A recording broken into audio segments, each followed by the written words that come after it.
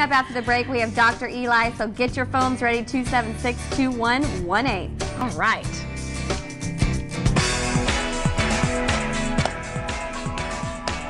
Rock out to Dr. Eli.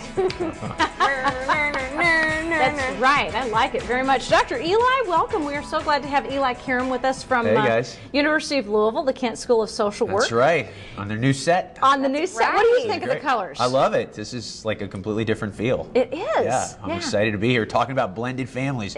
You know, guys, so many people with that divorce statistic, what it is today, almost 1 in 2. There's lots of people looking for love out there again, and they find it, but maybe they don't realize that it's not going to be the Brady Bunch when they marry someone. They're not just marrying them, they're taking their whole family. A lot of times kids, adolescents, teenagers. So today we're here to talk about 5 really good tips for blended families. Before we get to your tips, let's take some phone calls or try to. Sure.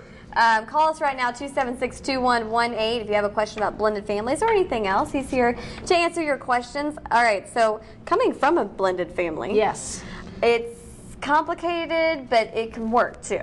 It can. I do. And the first tip, lots of times people come in to see a marriage and family therapist like me at this transition point. So this would be a normal time. And if things, you know, people think of the Brady Bunch, they think it's going to be perfect, but it's not. And the first tip is you really got to be realistic with your expectations. Kids, even if they're your own, not in a blended family situation, they don't say, thank you for being such a great mom or dad. Thank you. So this idea that things are going to be great right away is not true. You should not try to replace the biological parent if you were that step parent.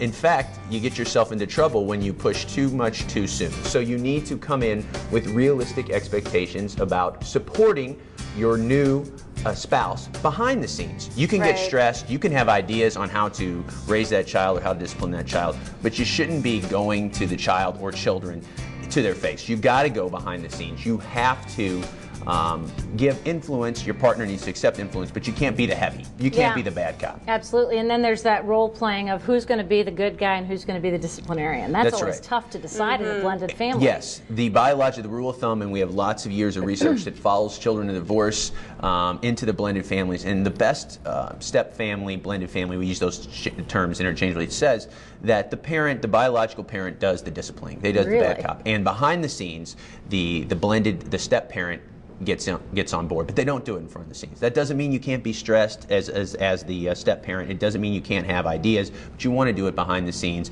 And you certainly don't want to diminish that child or children's other parent in front of either your new spouse or those children. You cannot do that. It's a serious you know, it's a party foul. Yes, you cannot do that. And the other thing is you have to meet that child where they're at. So don't, as I said earlier, don't rush it. Be, instead of the disciplinarian, be more of the counselor, the coach. Meet them where they're at. Build that relationship through kind of common interest. And whatever you do, do not rush it. And we have a lot of research that says also too, during the teen years or adolescent years, it's the hardest to have this kind of blended arrangement. Yes. So, you know, lots of people that, especially sometimes they get into these blended family arrangements, they don't have children of their own, so they don't know what it's like. So they're being the parent for the first time, and they're not getting any credit, and it's tough, and it puts a strain on the relationship. So that last tip is you always have to have protected time as a couple. Yes.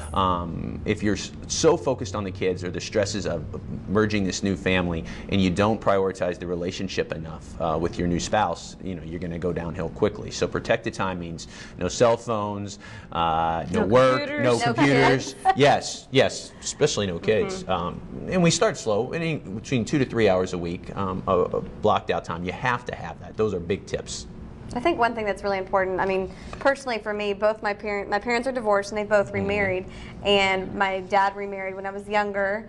My mom remarried when I was a little bit older. But both things, you know, you're like, well, you're not my real parent or something like that. But they've both done a really good job of doing what you're saying is, you know, the biological parent kind of stepping in and being the force there, and the other one supporting them but not necessarily having that role, because I don't think it'd be very successful. You're right, and over time those relationships grow. Right. And if you're the child or the teenager, if you feel like that other person, that new person, is not trying to hog in on your territory or push things too soon, a better chance for the relationship to kind of develop organically. But if they're coming in asserting their will, the teenager is naturally going to rebel and shut down, and we know that. I think we have an email about that. Yeah, we do. I think we do too. Let's talk a little bit about the fact that this 14-year-old stepdaughter from Layla in Louisville has a very close relationship with her mother. Now that can be a challenge at the very best, in a good relationship. My husband has a cordial relationship with his ex, but hasn't really wanted me to talk about her with my stepdaughter.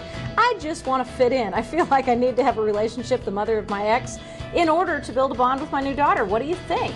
Wow. What do you think, Layla? It is a good question, and you know what, Layla? It's very common too. You obviously are new to this situation. You don't mention if you have children or not, but this is one of those scenarios where I was saying earlier, if you have a teenage daughter, it's very hard, or teenage stepdaughter, it's very hard to build that bond. So what I would do if I was Layla, I would want to make sure, I would not do anything without my husband and my new stepdaughter being on board. So the worst thing to do is reach out to that ex, especially if you know that ex doesn't really want to have contact with you. Yep.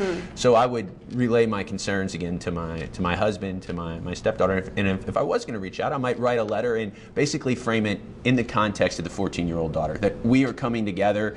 I care about building a relationship with your daughter. I'm not trying to take your place as a mother. I'm trying to enhance that. Can you just get to know me, or what would be good for that? But I'm not an enemy. I'm here to support your daughter. Maybe so you can all go out for coffee. That's right. Or ice cream. Ice cream. Graders is good. Yeah, Graders is good. coming together in the best interest of the child. All the research says that's the way to do it. But again, not forcing it. Good advice, Dr. Eli, and you can get more of Dr. Eli's advice if you want to check out the Kent School of Social Work. Of course, you can go to their website. You can call that number, which is on your screen, 749-8825, or go to elikaram.com for more information. It's a great place to go. And again, marriage and family therapists, this is the kind of thing they do. If you're in this situation, it's a life transition, you want to go and get some counseling. Eli Karam.